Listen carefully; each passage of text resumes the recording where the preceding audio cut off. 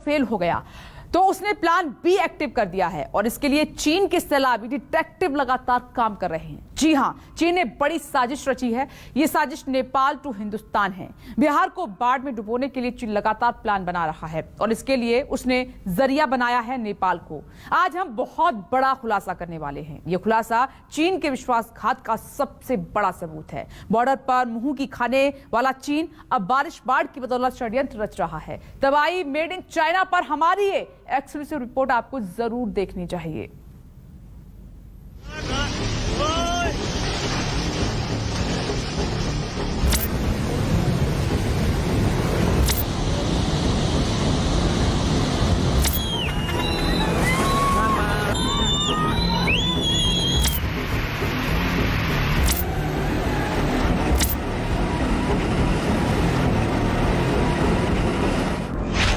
बिहार को डुबोने का चीन में बना plan.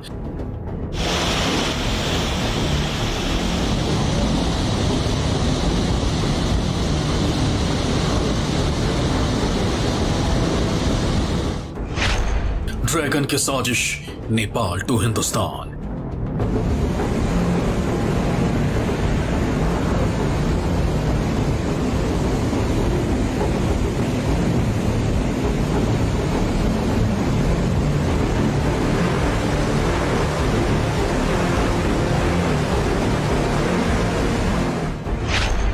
Plan A fail, B active, चीन के सैलाबी डिटेक्टिव।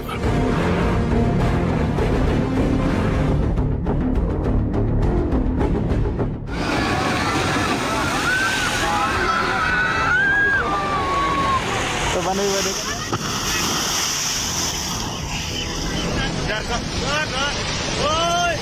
नेपाल और बिहार में बर्बादी की ये तस्वीरें आसमानी नहीं बल्कि चीन की रची गई साजिश है। उसका सोचा समझा प्लान है।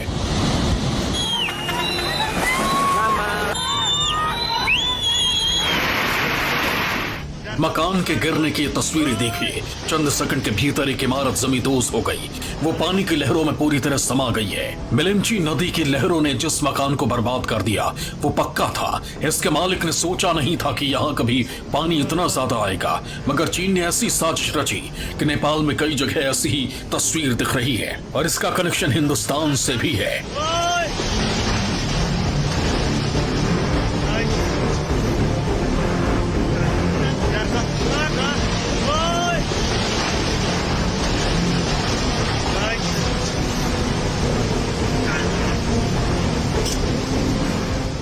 जो पुल हजारों लोगों को अब तक पार करा चुका था वो पानी की तेज लहरों में ओझल हो गया।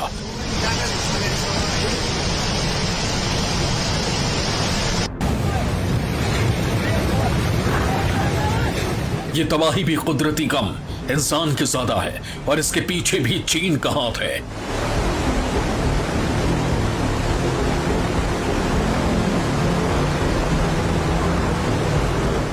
इस हाहाकारी तस्वीर को देखिए। इस आफत के पीछे भी चीन का ही दिमाग है। चीन चाहता है कि नेपाल इस बाढ़ की मार से उबर न सके और फिर इसका असर हिंदुस्तान तक पहुंच जाए।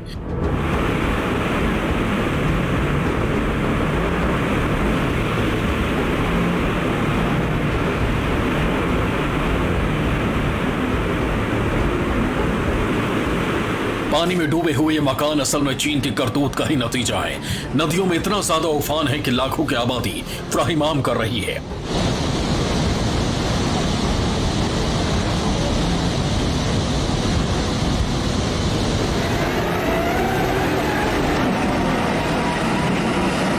सिर्फ बाढ़ ही नहीं, लैंडस्लाइड भी यहां जिंदगी दुश्वार कर रहा है। एक भारी भरकम पत्थर कार पर गिरते गिरते बचा।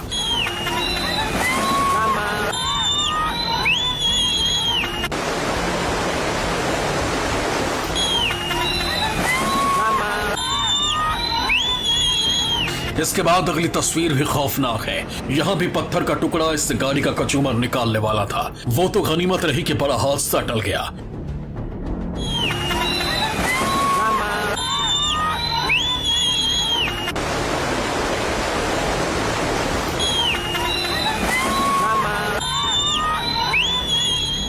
आप सोच रहे होंगे कि नेपाल से सामने आ रही तबाही की तस्वीरों का भारत से क्या कनेक्शन है। तो हमने चीन के इसी प्लान को डिकोड किया है। इसे प्लान ए और प्लान बी नाम दिया गया है, जिसमें इस बार प्लान ए तो कामयाब नहीं हो सका, इसीलिए उसने प्लान बी के जरिए भारत के खिलाफ साजिश रची। चीन के प्लान ए का मतलब है असम और प्लान बी का मतलब है बिहार। इस बार असम के ब्रह्मपुत्र नदी में चीन उतनी तादाद में पानी नहीं छोड़ पाया जितना वो चाहता था, और इसके लिए बाकायदा उसे भारत को भी जानकारी देनी पड़ी। मगर बिहार को डुबोने के लिए चीन ने कमी नहीं छोड़ी। बस फर्क इतना है कि यह तबाही हिंदुस्तान वाया नेपाल पहुंच रही है।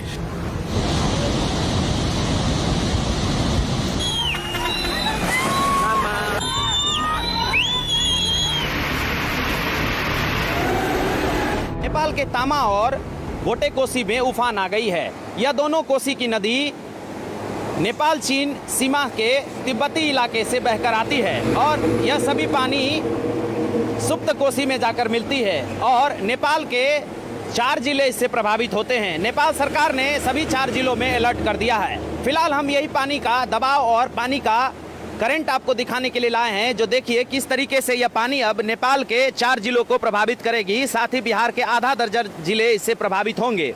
ये पानी में बहाव देखिए कितनी तेज है।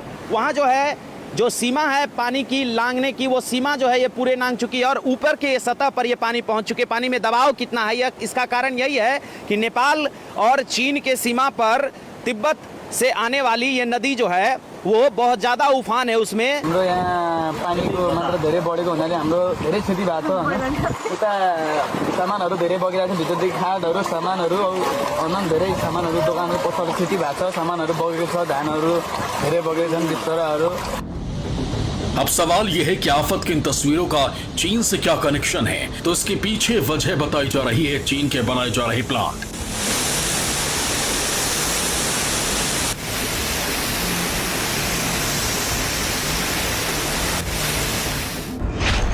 चीन नेपाल के नदियों पर हाइड्रो पावर प्रोजेक्ट पर काम कर रहा है। इस प्रोजेक्ट के जरिए उसने अलग अलग इलाकों में कई बांध बनाए हैं।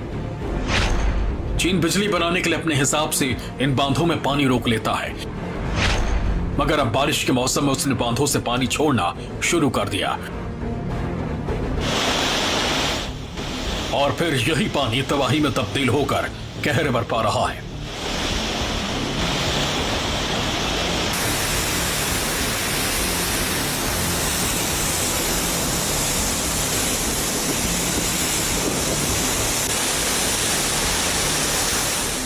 माना जा रहा है कि नेपाल में इसी तरह मौसम की मार जारी रही तो बिहार में खौफनाक मंजर दिख सकता है।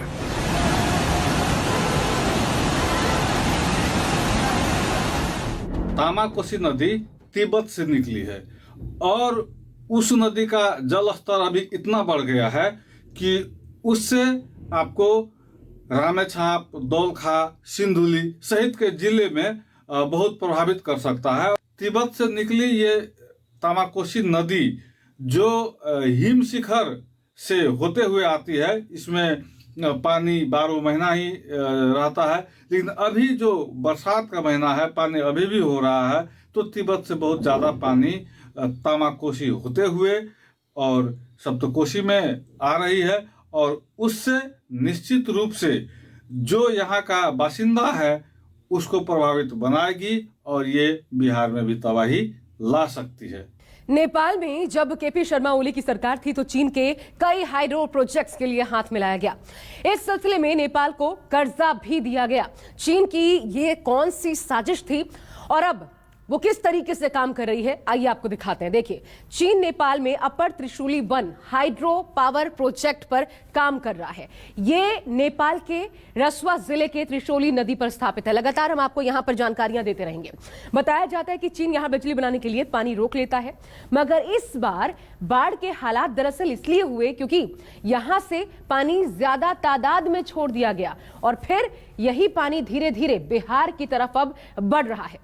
इसके अलावा यह भी जान लीजिए, चीन हुमला जिले में भी, हुमला जिला आता है, वहां भी हमला करनाली हाइड्रो पावर प्लांट बना रहा है। ये एक और प्लांट तैयार हो रहा है।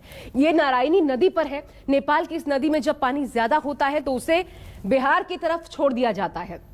ये नदी गंडक में जाकर मिलती है और यही वजह है कि गंडक में कई बार उफान जो है वो चीन के इसी प्रोजेक्ट की वजह से आता है, ये मुसीबत बनता है। नेपाल के एक और आपको जिले का जिक्र करें, सिंधु पाल्चोक, ये जिला, यहां भी चीन बिजली बनाने के लिए सुनकोशी नदी का इस्तेमाल कर रहा है। यहां उसने Sunkoshi small hydro power project का बड़ा हिस्सा भी तैयार कर लिया है। इसमें जब पानी बढ़ता है तो वो बिहार में बहने वाली कोसी नदी में सैलाब लाने का काम करता है। आपको बता दें कि सिंधु पाल्चोक जो है उसी में ही सुनकोशी नदी पर चीन की एक और इलेक्ट्रिक प्लांट भी तैयार किया जा रहा है और इसके जरिए भी चीन के मंसूबे अक्सर सामने आते रहते हैं। यहां तक कि नेपाल सरकार खुलकर तो चीन की इस साजिश का विरोध नहीं कर पाती है, मगर भारत को अलर्ट मोड में रहना पड़ता है। नेपाल की इस नदी से जितना ज्यादा पानी छोड़ा जाता है उतना ही ज्यादा बिहार पर खतरा बढ़ जाता है। वर्षा नेपाल में होती है, बाढ़ का भुगतान बिहार होता है। और ये जो चीन कुछ हाइड्रो प्रोजेक्ट्स बना रहे हैं वो दोनों बना रहे हैं, मेन हिमालय क्षेत्र में भी और कुछ मिनी प्रोजेक्ट्स, उसको जो सूचनाएं आ रही हैं कि बिहार नेपाल बॉर्डर के पास, खासकर काली नदी के आसपास के क्षेत्रों में वो बनाने जा रहा है। और देखिए, हाइडल प्रोजेक्ट में तो रिजर्वायर में जल जमा किया जाता है, तो बहाव तो नदी का घट जाता है बढ़ने से। तो समस्या तब होती है जब रिजर्वायर का लेवल बहुत बढ़ जाए और अचानक जल छोड़ दिया जाए। इस साल नेपाल की 3 नदियों में एक साथ उफान आया और यह सैलाब इतना ज्यादा कि संभलने का मौका नहीं मिला।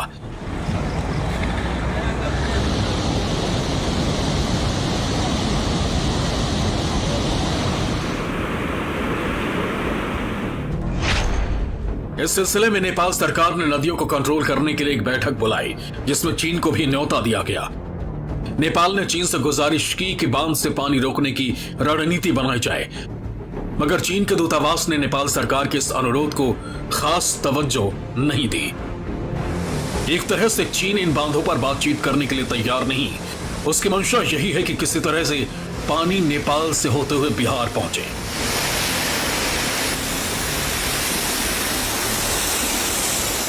माननीय गृहमन्त्रीजीको अध्यक्षतामा हामीले आज बैठक राखेका थियौँ।